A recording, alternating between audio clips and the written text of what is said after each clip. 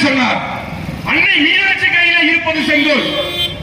மதுரையில மேலாக அமர்ந்திருக்கிறாரே செல்வி, அவர்களும் கையில வைத்தது செங்கோல். அந்த செங்கோலை கொடுத்தது இதே வெங்கடேசன் தான். இந்த செங்கோலை பாராளுமன்றத்திலே ஐயா மோடி அவர்கள் வைக்கும் போது அன்றும் பாராளுமன்ற உறுப்பினராக இருந்தவர் தான் வெங்கடேசன். ஏன் இன்னைக்கு வாய திறக்கல? எதுக்காக வாய திறக்கல? அந்த செங்கோலை வைக்கும் போது சொல்லியிருக்கிறோம், ஏன் செங்கோலை வைக்கிறீங்க? அன்னைக்கே இந்த குரல் கொடுத்திருக்கலாம்ல, இன்னைக்கு ஏன் இந்த குரலை கொடுக்க வேண்டும்? அந்த செங்கோலை வைத்தீர்கள் என்று ஒரு தவறான ஒரு பதிவை பாராளுமன்றத்தில் பதிவு செய்ய வேண்டும். யோசித்து பார்க்க வேண்டும். ஏன் இந்த வார்த்தை இப்ப சொல்ல வேண்டும்? எதற்காக சொல்ல வேண்டும்? அப்ப தமிழ்நாட்டிலே, தமிழகத்திலே ஒரு பெரிய நிகழ்வு நடந்துவிட்டது. பெரிய நிகழ்வு சொல்லி மாறாது. எத்தனையோ உயிர்கள் பலியான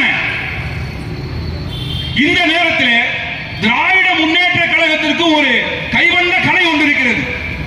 ஒரு பிரச்சனை பெரிசாக உருவாகுது என்று சொன்னால் அந்த பிரச்சனையை அழிப்பதற்கு இன்னொரு பிரச்சனையை உருவாக்குவார்கள்.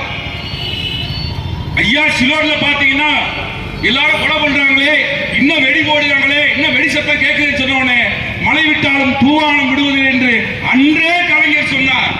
அதே பாணியிலே இன்னைக்கு என்ன சொல்லுகிறார் என்று சொன்னால், விலைக்கு வாங்கிய கம்யூனிஸ்ட், பினாமி கம்யூனிஸ்ட், திமுகவின் பினாமி கம்யூனிஸ்ட், அவரால் உருவாக்கப்பட்ட இந்த பாராளுமன்ற உறுப்பினர் ஏன் இப்போது செங்கோலை சொல்ல வேண்டும் என்று இப்ப புரிகிறதா? கள்ளக்குறிச்சியிலே 68-70 பேர் செத்து போயிட்டான்.